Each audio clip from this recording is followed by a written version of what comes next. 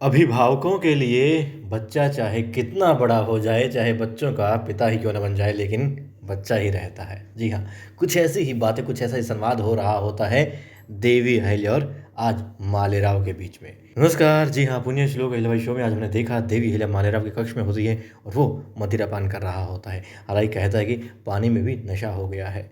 खैर, फिर देवी अहिल्या कहती है, जब वो कहता है कि आई साहब, आप तो हमेशा यही चाहती थी, जब हम छोटे थे तब भी। देवी अहिल्या कहती है, तुम तो मेरे लिए आज भी छोटे हो, मेरे छोटे बच्चे ही हो। तब वो कहता है, अच्छा ऐसा है तो ठीक है आई साहब, ये 2 उंगलियां हैं, इनको पकड़िए, खेल खेलते हैं। अब देवी अहिल्या ऐसा नहीं करती है, तो वो कहता है ठीक है हम ही पकड़ लेते हैं। फिर कहता है, आई साहब अगर आप ये उंगली पकड़ती ना, इसका मतलब ये होता कि इस कक्ष में मालेराव से मिलने मालवा की छोटी रानी आई है। लेकिन आई साहब अगर आप ये दूसरी उंगली पकड़ती ना, इसका मतलब यही होता कि रानी साहिब ही आई है इस कक्ष में, हमारी आई नहीं आई। अब मालेराव रोने लग जाता है। देवी अहिल्या से कहती है कि नहीं, तुम मेरे लिए छोटे बच्चे ही हो और संभालो अपने आप को, तुम बड़े हो चुके हो, अब तुम्हारे पास जिम्मेदारियां हैं, समझो, सुधर जाओ मालेराव। और कहते देखा, बस आप इसीलिए आई हैं। अब यहाँ पर एक अलग ही चेहरा, अलग ही रूप दिखाई देता है मालेराव का। या तो वो नशे में है इसलिए, या फिर आज अलग ही मालेराव था देवी अहिल्या के पास में। बालक मालेराव, बेटा मालेराव, जो अपनी आई से शिकायत करता है कि आई साहब आपने हमें कभी वक्त नहीं दिया, कभी वक्त नहीं दिया।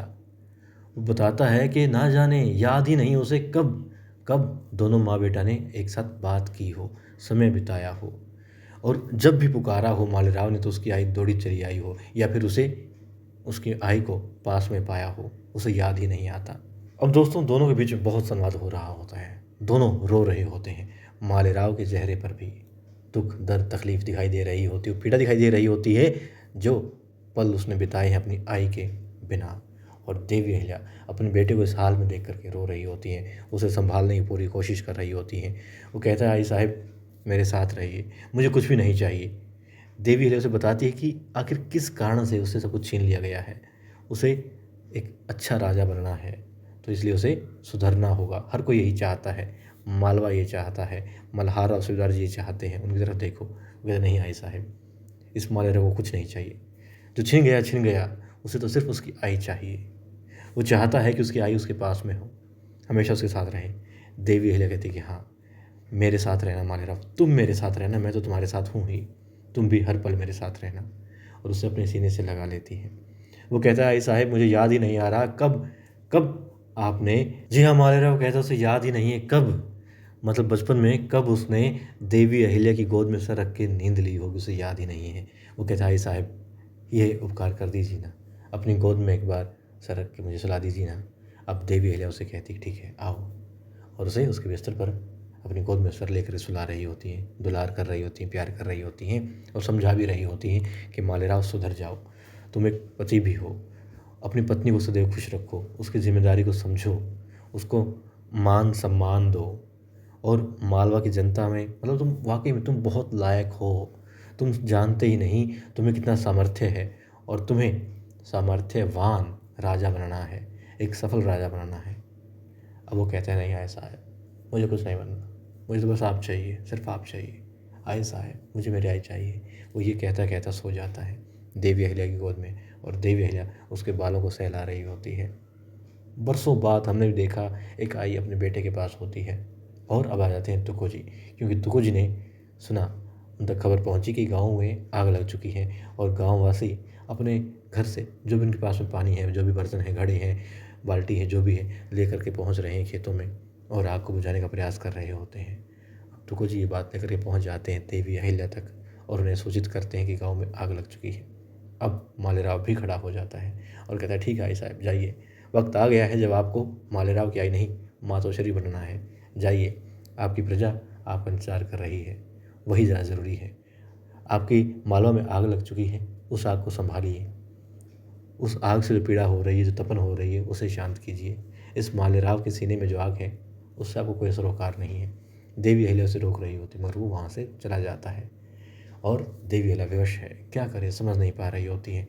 जाना चाहती हैं लोगों के पास भी, मालवा के बासिंदों के पास भी, मगर रहना चाहती हैं अपने बेटे मालेराव के पास भी। और हमने देखा मल्हार राव सूबेदार जी और कुतुबा साहिब होती हैं। गंगूबा को बुलाया जाता है, गंगूबा आते हैं और मल्हार राव सूबेदार जी आज थोड़ा क्रोध में उनसे बात कर रहे होते हैं, सख्त लहजे में बात कर रहे होते हैं। जानना चाहते हैं आखिर ऐसा क्या हो गया कि गंगूबा ने उन्हें सूचित नहीं किया किसी भी बात को लेकर के। वो बताते हैं कि वो आश्वस्त होकर के जाया करते थे और बिना किसी चिंता के आराम से मुहिम हो या जहाँ भी वो हैं अपना काम किया करते थे कि गंगूबात आते हैं, सब संभाल लेंगे, यदि कोई परेशानी आई तो वो सूचित भी कर देंगे। लेकिन नहीं, आपने ऐसा कुछ भी नहीं किया। वो कहते हैं सरकार मानता हूँ मैंने सूचित नहीं किया, लेकिन मैंने अपनी तरफ से कोई कमी नहीं आने दी, भरपूर कोशिश की और कर भी रहा था। ऐसा कुछ भी नहीं हुआ यहाँ पर। हाँ, जो कुछ हुआ वो बस राजकुमार और देवी अहिल्या के बीच में था। दोनों के बीच में एक तरीके से द्वंद्व चल रहा था। आगे निकलने की, अपने आप को सही बताने की होड़ लगी हुई थी। गंगूबा तात्या कहते हैं कि सूबेदार जी आप ही ने मालेराव को अधिकार दिए थे और उन्हीं का प्रयोग कर रहा था। हालांकि अनुचित प्रयोग कर रहा था और बहुत रोकने की कोशिश भी की, लेकिन देवी अहिल्या जिनके अधिकार छीन लिए गए थे वो भी अपना प्रजाधर्म निभा रही थी और अपने आप को सही साबित करने में, मालेराव को गलत साबित करने में लगी हुई थी। और गंगूबा कहते हैं कि गंगूबा को मालेराव का पक्ष ज़्यादा भारी नज़र आ रहा था, इसलिए वो उनके साथ में खड़ा था। मल्हार राव सूबेदार जी कहते हैं कि बहुत कुछ हुआ। आप कहते हैं आपने कुछ भी गलत नहीं किया, लेकिन आपने कुछ भी गलत होने से रोका भी तो नहीं है। देवी अहिल्या का अधिकार छीन लिया गया, उन्हें मंत्रिमंडल द्वारा गद्दी से उतार दिया गया, ये बहुत बड़ी बात थी। और आप कहते हैं कि आपने कुछ नहीं किया, कुछ रोका क्यों नहीं आपने, सूचित क्यों नहीं किया आपने। वैसे सरकार बस अब तो यही है कि जो स्थिति बनी हुई थी उससे आप हमें उभरना चाहिए और आगे की सुध लेनी चाहिए, और आगे का यही लगता है उसे। तो वो बताते हैं कि ना तो मालेराव लायक है और ना ही देवी अहिल्या गद्दी पर बैठ सकती हैं। सूबेदार जी हैरान होते हैं, कहते हैं चलो मालेराव तो मान लिया, लेकिन देवी अहिल्या? कहते हैं जी हाँ, क्योंकि मंत्रिमंडल नहीं चाहता, प्रजा नहीं चाहती। और यकीन मानिए ये जो कुछ भी किया, जो कुछ भी हुआ, मल्हार राव सूबेदार जी विश्वास दिलाते हैं, कहते हैं आप यकीन मानिए गंगूबा ने कोई भी गलत नहीं किया, जो कुछ भी किया नीति के तहत किया और कहीं ना कहीं विवश थे वो, लेकिन मालवा हित में ही थे।